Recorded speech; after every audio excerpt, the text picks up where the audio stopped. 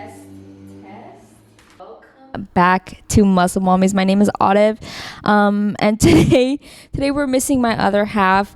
If you follow us on any social media, Nona is currently on a trip right now for her friend's wedding, so she won't be with us for this episode. Unfortunately, like, this is my first time doing the podcast episode alone, and it feels so lonely. It feels like I'm cheating on my spouse, like doing something that I shouldn't be doing, and it feels so wrong. But here we are, and just, if you're listening to this, Nona, we miss you. I miss you. I hope your trip is going amazing. I hope you're having a good time. And I can't wait to have you back here with me. There's a lot of noise happening outside. I don't know if the microphone's going to pick it up, but I'm sorry if it does, but I know that it won't be for long. It's currently Wednesday morning. It's like chillier in the mornings now than it ever was. I don't know how you guys feel about that. Like, I love it to some degree, but I also love the warm weather. So I'm iffy about it, but the mornings are always really nice. This is around when I would be recording with Nona anyway, unless we did one of those night sessions. So I don't know, everything is a vibe right now, and it's also reminding me of Nona a little bit. So, but anyways, today is technically, this episode is gonna be uploaded as episode 31, but it's technically 32. The topic that I was just pondering about to talk about, I was stuck between so many, I had no idea what to talk about by myself on here. So I went onto Instagram and I asked you guys, and I got a ton of topics, and I chose the ones that were repeated the most and the ones that resonated with me as well, just so it was easy for me to talk about and easy for me to give advice about. And the topics that I saw come up a ton from all of you was three main things. So one of the things that I saw and I want to talk about today is progress. What to do when you're not seeing progress. What to do when you're unmotivated from your progress or lack of, and tips to get through that. Also, what I saw come up a lot in your guys' responses was a lot of people seem to feel unmotivated with going to the gym by themselves, with motivating themselves to get in there without a trainer, without a friend, just do this grind thing by yourself, which I think is a big thing for a lot of people. It's why trainers are super popular, right? It's why people love to be in groups and friends and duos when they're going to the gym.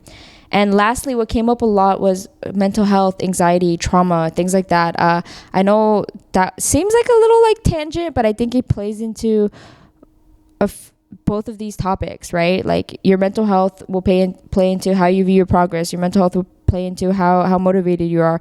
I think it's a perfect ending for today's episode. But yeah, I'm just gonna take you guys through those. If you see me taking a glance at my phone, I'm just reading some of the notes I did to prepare for today's episode. And I want to start with some advice with progress, and some advice with what to do when you're feeling like your progress isn't enough in the gym and it's not motivating you.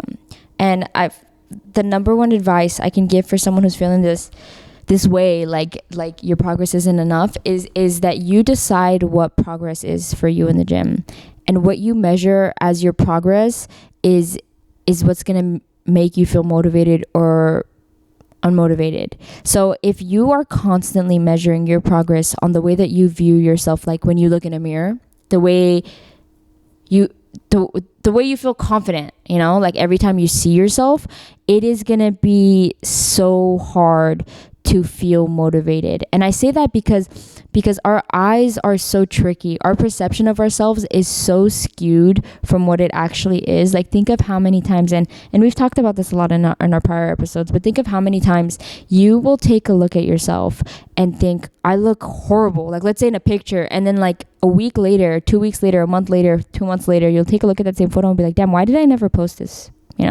So it's really hard to rely on yourself and your perception of your physical self as a means of progress, especially because when you're chasing a better physique and you're chasing aesthetic goals, which is totally normal, all of us do it, but I just think that when you are chasing those things, you are always going to have a goal to reach. You are always going to have a goal that's further down the line. So your perception of what's good changes as you progress in the gym.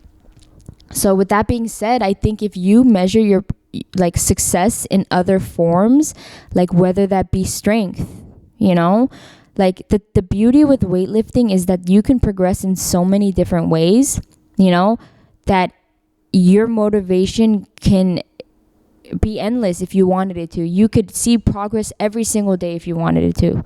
Like, if you measure your success with, can I run 2 extra minutes of cardio today? Can I lift 10 extra pounds on my deadlifts today? Can I, like, go for 10 more reps more than I usually do? Can I hit 30 reps of 135 on the squat, like barbell squat, because I've never done that before? Like, when you accomplish those little milestones, that can be measured in so many different ways, you will be feeling like you are making progress. So when you feel like you're not making progress, it's just an issue of what are you measuring? So you can change that. And I think there's a ton of things to measure. Like the things that I was mentioning earlier, like you can set goal weights, like strength goal weights, like lifting certain pounds and going up by 5, going up by 2.5, going up by 10, hitting rep ranges you've never hit before on weights that are really challenging just for fun. That's what makes weightlifting fun, to see progress in ways like that. Also, like, measurements, I think, are a beautiful way to see progress, because a lot of the time the scale won't change, and then since our perception is sort of skewed, it's sort of hard to see those differences. Measuring yourself will show you things that your eyes might not show you, and it'll make you feel really proud of yourself. And that's the goal. Like, as long as you're feeling proud of what you are doing in the gym, you will be feeling like you're making progress. So you have to find little ways to make yourself feel proud. Now, to be fair, I feel like there are points in time where you might plateau and actually not see progress. Like, or what you deem as progress might not be happening. Like, you might not be able to add 10 pounds. You might not be able to, I don't know, like, things just might be stagnant for a little bit, right? And plateau is, I think, perfectly normal. But the advice I can give to someone who's plateauing is deload weeks are incredible. Like, especially if you've been weightlifting for a really long time and never really appropriately took a deload week, you will be shocked by what a deload week can do for you. And for those of you who don't know, a deload week is like, you just take a week to sort of weightlift at literally like 50% capacity for your normal rep ranges, and it feels light, it feels like you're doing nothing, but you sort of like reset your body, and you give your body the time to like not undergo so much stress. Like, imagine like what we are doing to it every single day by going to the gym and training near failure every single day. You want to take a week to sort of sit back, and there's so many stories of people who take a deload week and come back and I'm like, I'm stronger than I've ever been, and it's your body's just asking for that reset. So that could help you with seeing progress. Also, if you are, I don't know, maybe a newbie and you're starting and you feel like you're not seeing progress fast enough, there is another episode that we dropped about like efficiently weight training, and that could be of use to you. You want to make sure that you are training efficiently, right? Which would mean close to failure for most of your sets. And you also want to make sure that you are eating appropriately. So if you're like actually not seeing progress, there's a lot that you can sort of like nail down to make sure that you are doing the right things that you need to be doing to build muscle mass, to reach whatever goals that you would like. And progress relates to motivation, right?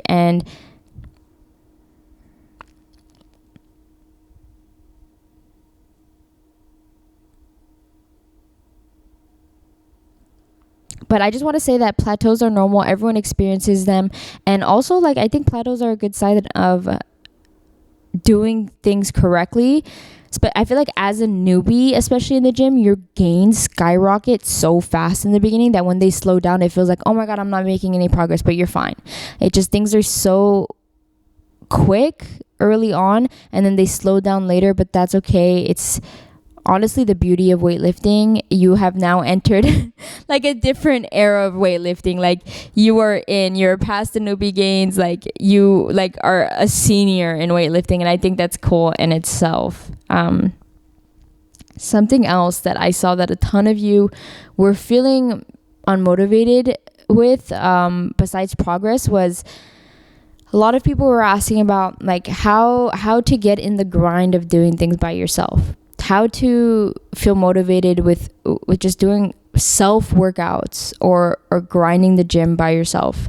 And I want to say, before I go into the device that I have for this topic, if your issue with going to the gym by yourself has to do with anxiety, like gym anxiety, like you feel uncomfortable in there, which I don't think that's what people were asking it about, but I just want to touch on this real quickly before I go into what I want to say about this topic. But if you are feeling this way because of gym anxiety, we have a couple other episodes that I feel like are really good to listen to when it comes to that, and it has to do with insecurities and how to work on them.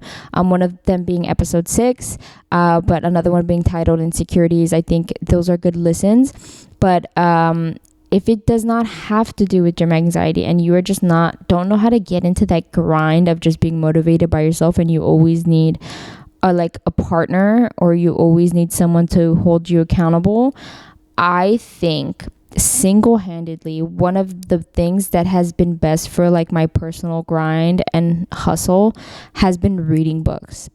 There's a lot of like self-help books that I argue will change your life.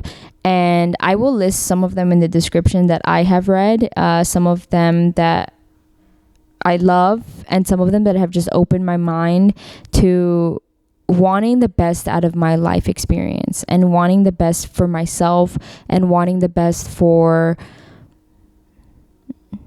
I don't know, my goals, like my future, like all of these things that I sort of owe to myself. And all it is to get into the grind of wanting to go to the gym every single day for you, like especially if you want it bad enough to ask about it, is to just sort of fall in love with the process of working on yourself.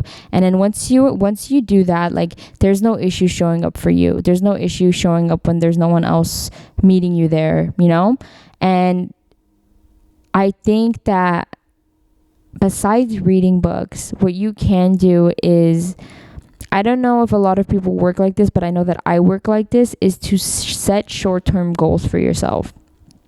You don't need that many days to build a habit, and you don't need that many days to fall into routine. And if you are a routine person, you just need accountability for a short period of time. And my mind works this way, and maybe other people's minds work this way, but a lot of times I find it easier to set a goal when I set them in shorter time frames. So instead of just thinking like, damn, how do I show up to the gym for myself every single day for the rest of my life, I just tell myself like, all right, I'm just gonna do it for this week. Like, what's 7 days? Just for 7 days, and then you go for those first 7 days, and you tell yourself, all right, just 7 more days. I find that sending like increment goals, like little short-term like goals, have always held me more accountable than thinking in the grand scheme of things. So that could be very helpful to you guys. Something else that I think is really helpful if you're feeling unmotivated to go into the gym by yourself is to find a reason to love it. I mean, if you have no desire to go to the gym and you only like to go when there's someone else involved, it could be that you are not enjoying your experience solo. Like, I mean, if you were enjoying it, you would show up again the next day. So I would find something that makes the gym worth going. Now, this could be so many things, but you have to find a way to love the gym before the gym gives you a reason to love it. Because if you keep showing up and you show up for a long time, like, you guys know our viewpoints on the gym and my viewpoint on the gym, like, I know you're gonna love it. Like, I know that if you stick to it for like a month and a half, you're gonna find so many reasons to love it that like you won't even have to listen to me speak a word ever again. But until you get to the point where the gym shows you the emotional prize, the physical prize, the health prize of showing up every single day for days at a time, you need another reason. You need something else that's going to make you fall in love with the gym. And that could be so many things. That could be the gym, doing things at the gym that are fun to you. So if you hate going to the gym, maybe your style of training is not fun. So yes, fun is not always the most effective or the most efficient way of training, but I say start off with what's most fun to you, whether that's training like an athlete, whatever it is that after you finish that workout, you're like, damn, I feel good, or damn, that was fun, versus like, this is so boring, I'm going through the repetitions and I don't feel like this is worth it. So find the style of training that is the most fun, focus on efficiency and how effective it is later. You can also just find things to do that you enjoy while you're being at the gym. If you love listening to podcasts, how about you like do not allow yourself to listen to podcasts during the day and only allow yourself to listen to a podcast while you're working out. So it's like if you don't want to go to the gym that day, then you do not get to listen to that podcast. If you do it every single day, it's going to become a problem, and you're going to want to be in the gym every single day so you can listen to the podcast. And obviously that's going to take a little bit of self-control, but it's possible. You can maybe listen to your favorite album only at the gym. There's so many little tweaks that you can do that will force you in there every single day by yourself. And then all of a sudden you've fallen in love with the gym and you're showing up regardless. And it's going to be easy from there. It's like smooth sailing. Once you let the gym show you why people are obsessed with health and wellness, you will find your way in there magically every single day, without a doubt in your mind. Okay, so I went to go restart the camera because we have to restart it every 20 or so minutes. And I just I realized how like depressing it looks. Like I'm not sad. It just looks it looks like I was just like curled up. Like I don't know how to do this, so it doesn't look so sad. It doesn't look really depressing, but just know that I did not mean for it to look like that, but I'm trying to fix it, do the best that I can so it doesn't look that way. I just look like a little ball like in this couch, like super sad. But yeah, so moving on to the last topic of today's episode. I had a ton of you ask about mental health, traumas, anxiety, like just tips.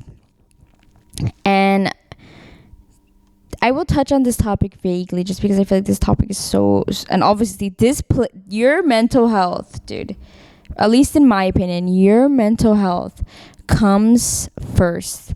If your mental health is not in line, this is why, like, I think it's so crazy. I talk about this all the time, and I've even said this to Nona. I think it is so crazy that schools will mandate physical tests, like, from children. Like, you go get your blood work done, you know, like, you go check your X, Y, and Z with the doctor, and you have to do it, like, once a year when you're younger. But there is never one mandatory mental health examination. It blows my mind because what I love to see is that it's becoming more normalized, you know, like the study of mental health, the exposure to mental health illnesses are, I don't know, like there's a lot of progress happening, but I think it's so absurd that for the longest time and even now, we do not put any kind of emphasis on taking care of mental health at a younger age. Because if we start to focus on those things at a younger age, I think we would get rid of a lot of problems that adults face now, like, and also give them the tools that they need to succeed. Like, no one should be, unfortunately, like most people are, but like, it sucks to be 20 something years old, recognize that you have a mental like health problem and not know how to fix it. Like, just feel paralyzed by it. Like, and like, I know how this feels, and it's such a crappy feeling to feel like just stunned with the way that you feel, and just not have the tools. It's like, what do I do? Like, they teach you, right, when you're young, like, you fall and you scrape your knee and you put a Band-Aid on it. First you wash it, like, then you, like, whatever, there's these steps. And it's like, no one gives you the steps to do any of that when it comes to your mental health. No one gives you the steps. No one gives you the tools. No one gives you information, and it just sucks. So I don't know, I empathize, and I hate that concept, and I want to, like, maybe one day be a part of that change. Like, I feel like even just talking about things like this, creating an open, like, space for my friends and family, like, things like that, I think goes a long way. But yeah, to lightly touch on this topic and to give just my 2 cents about anxiety and trauma. And I would like to say that I definitely have anxiety. I was taking medication for anxiety and depression when I was in college. I'm laughing because that feels like one of those, I know you guys have seen this on TikTok, that feels like one of those, like, where a guy will be like, here's my leg workout, and he'll be like, but first here's my credentials, and he'll show, like, his big legs or something. It's like, I wanted to give mental health advice, but I didn't want, like, anyone to feel like I'm just saying random things. So I'm like, well, here's my credentials. Like, I took medication. But yeah. Well, here's my 2 cents. Here's my advice that I can give for things like this. And, you know, I hope this, because look, I know that when some people have not struggled with anxiety, they have not struggled with trauma, they have not struggled with like something of that sort, when they say things like see the light in it, it's like a little bit annoying. Like, I can see that perspective, but I really want to say what has absolutely changed my mindset when it comes to the things that I have experienced, or the thoughts that I feel, the thoughts that race through my mind, or the feelings that I feel, is when they are not there, right? When I am being reflective, which is one of the most important things I think when it comes to being mental health. The best way to address your mental health, guys, is to address it when it's not a problem. You get what I'm saying? When it becomes a problem in that moment, the best you can do is just try to comfort yourself, you know? And it's like, I feel like if you have suffered with it, like, you eventually find little like ticks and little trips that like help you in moments like that. But it's like, what you do when it's not bad is more crucial than what you do when you are experiencing like really severe moments of like anxiousness, really severe moments of sadness, and things like that. So I have found that when I reflect, to see the positives, and it's so hard to say that, but to see the positives in the things that I suffer with or struggle with, to say, has made my perception of my mental health a lot more positive, which has in turn genuinely led to having a more positive mental health experience. Like, for example, for example, to be extremely anxious is a really crappy feeling, right? And sometimes I would bag on myself for feeling anxious. Like, I hated the fact that I had anxiety. I hated the fact that some days and some mornings and some nights I would just wake up feeling so anxious. I hated that I would experience anxiety in sometimes social situations. And I, like, you know, like, it just, you gain this kind of resentment towards that feeling. Like, you just want to feel normal, right? But then, like, when I reflect and I think about the things that I suffer from, I see sometimes light in them. Like, my anxiety has made me such an observant person.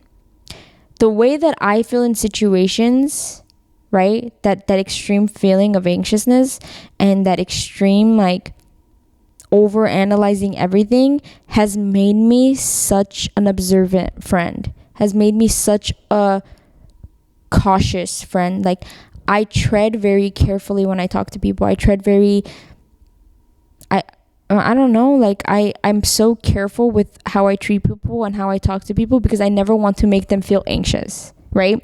And that is such a positive quality. I think that is a quality to be really proud of.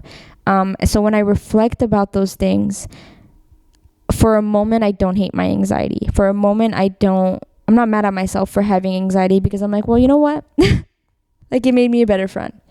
And that does not solve, right, my anxiety. And I think the solutions to mental health problems are really deep, and it's not easy to just talk about them, and sometimes medical attention is needed, whatever the case might be. But yeah, it's the way that I started to view things. It's the way that I started to view the things that I experienced and the effects that they had on me. And, you know, like, sometimes it goes so far down the line that those certain, like, events don't even matter anymore. Now it's just the things that you're feeling and why you feel them, and you don't want to feel them. And you know, like, here's my perception of things. I can't change what happened. I can just change what happens. So if certain situations have done certain things to me and have made me feel a certain type of way and have caused really damaging things to me, right? For example, trauma, like any kind of trauma situation, that had a hold on me when it happened, right? It had complete control over me. And the way that I actively attempt to take care of myself now puts things back into my control, you know? I can't change that. It's almost like it is what it is, you know? And that doesn't mean that it should have been. That doesn't mean that, the events were best that way. It doesn't mean any of that. But what it does mean is that it happened, and what you do now matters more than what happened then. So I try to move shift my focus to my present. And mindfulness is also a really beautiful thing, I think, when it comes to mental health. And it's a very beautiful practice. The more you practice mindfulness, the more your mind, for example, with anxiety, the more your mind shifts from what could be, what couldn't be, what is going to happen, the fear of the unknown, to more of what do I know in the moment, to more of what can I control right now, because everything else is out of my control.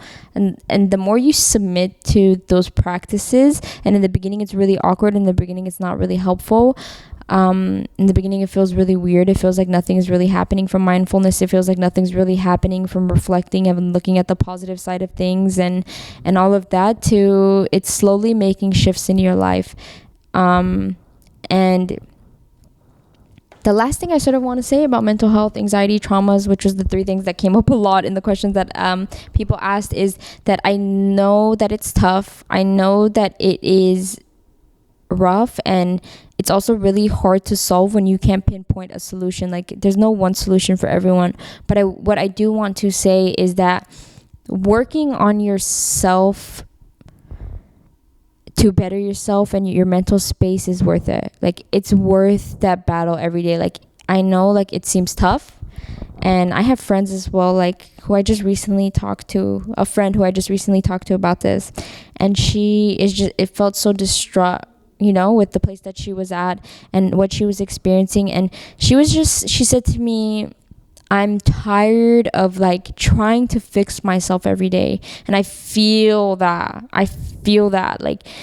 it's such a tough thing to work on yourself, and more importantly to work on your mental health, mental space when it's not good. I just want to say what I told her is that I think that's one of the toughest battles that's worth fighting. It is worth putting and fighting that tough battle every single day, even though it's a little exhausting. And it becomes less exhausting the more you do it. There's always light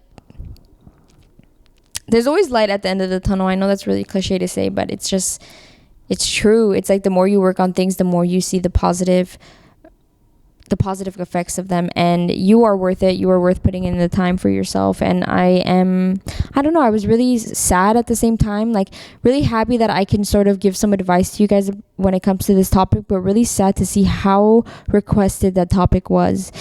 So I just wanted to end it with me telling you that even though it's hard, it's worth it. Even though you feel probably you've tried everything and you're trying every little thing, and sometimes you're seeing progress, sometimes you're not seeing progress, it is so worth it to take the time to listen to these kind of podcasts, to listen to other podcasts, to really work on your mental health, because unfortunately we weren't given the tools when we were younger, and the damage sometimes sucks, but it's you're not alone. There's so many people who suffer with mental health, and there's so many resources online today, and things get better, and they will get better. I love you guys to the moon and back. I can't wait to see you guys next week with Nona. We'll probably be posting last week's episode the following week, but we'll get an update on Nona and her trip probably 2 weeks from now. I love you guys to death. I hope you guys have a lovely week. Happy Monday. Don't forget, the more you guys review, the more we know what you guys like about our episodes and what you don't like. So you guys can comment on our YouTube, post a story and let us know what you think of the episode, review it on Spotify. It goes a long way. And just remember that you are worth the time and effort that you put into yourself, and you will reap the benefits one day as long as you keep chugging. Mwah. I love you guys, and I can't wait to see you next week.